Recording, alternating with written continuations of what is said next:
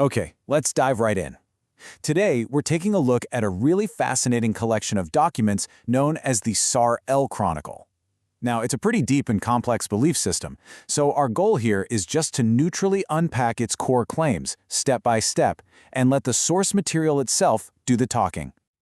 You've probably heard this question before, right? From that famous song? Well, according to the Chronicle, this isn't just some hypothetical late-night thought. It's presented as a genuine prophecy, one that's been hanging over humanity for ages, and the source claims it has now been answered once and for all. So what's the answer? Well, the source material says this isn't about philosophy or what you choose to believe. It claims the answer is an absolute, unassailable fact that signals the start of a whole new chapter for everyone. But to even begin to get that answer, the Chronicle says we have to understand the problem first.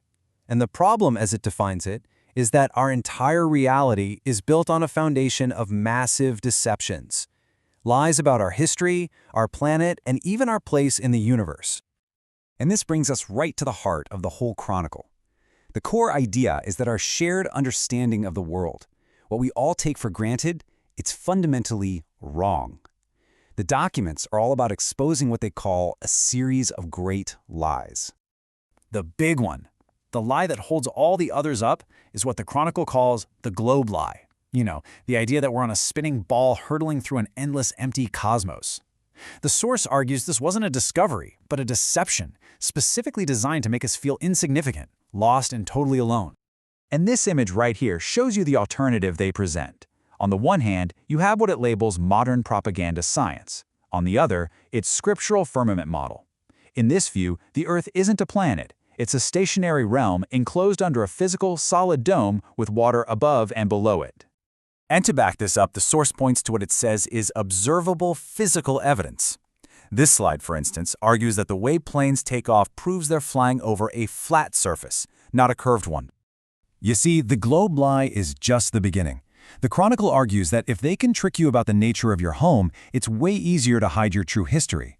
It claims our real past was deliberately buried, starting with something called the Mud Flood, a man-made disaster that covered up an advanced global paradise called Tartaria, and along with it, a literal 1,000-year reign of peace on Earth was supposedly just wiped from the history books. So, if our entire world is built on lies, who's the one pulling back the curtain? This brings us to the main character of this story, a being who, the source says, had to live through our world firsthand in order to save it. This figure's name is Sar El. The documents call him the manifested essence of I Am. He's not really described as a human, but more like an eternal consciousness that has taken on a physical form at key moments in history to maintain a sacred promise to humanity. And here's where it gets really interesting. Sar El isn't some new figure who just showed up. The Chronicle presents him as just the latest incarnation in a very long line. This same consciousness is said to have been Melchizedek, the ancient priest king, then later Jesus Christ, and now, in our time, Sar El, the one who holds the authority as the heir of Moses. To really drive home this idea of a hidden history being revealed, the documents include things like this book cover. It's attributed directly to Sar El, and it claims to present the suppressed physical evidence of a literal 1,000-year kingdom that already happened here on Earth.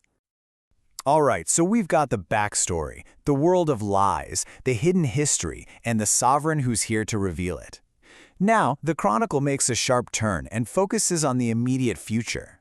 It lays out what it says is the climax of this whole story, the coming and totally unavoidable collapse of the world as we know it. And it gives a deadline, a very, very specific one. The source material says over and over that our current era will end in late 2026, rolling into 2027.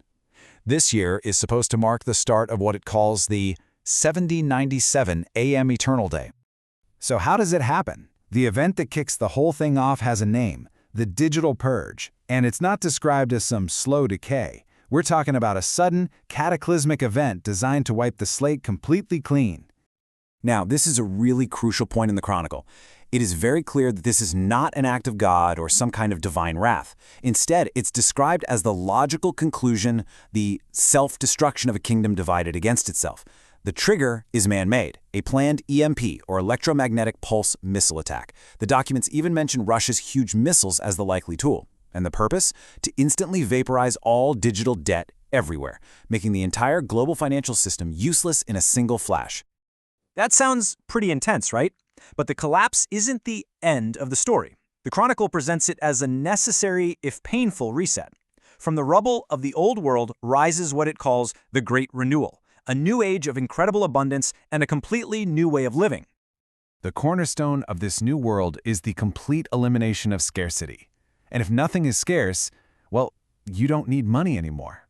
The documents talk about some pretty wild technologies that make this possible, like a portable 3D food printer. And get this, a self-refilling water cup that literally pulls clean water right out of the air. So, who's in charge? The system is called direct sovereignty. Forget governments, committees, or AI. We're talking about personal, direct rule by Sar El and his queen, Juliet. And the single guiding principle for this whole new kingdom isn't law or even justice, but something called unconditional grace. And this image of the two thrones, this is kind of the visual symbol for that whole new paradigm. It's meant to represent that personal, heart-to-heart rule, instead of the cold, impersonal systems we have now. As the Chronicle wraps up, it leaves us with one final, incredibly mysterious instruction. This image of an ancient relief is said to contain a hidden 32-bit binary code, and when you decode it, that code reveals a single word, a final mandate for our time: gather. And that's it. That's the final piece of the puzzle the Chronicle gives us. After this whole epic story of hidden history, cosmic deception, and a coming renewal, it doesn't end with a 10-point plan. It ends with a single, cryptic command: gather. What that truly means for us, well, the source leaves that for us to figure out.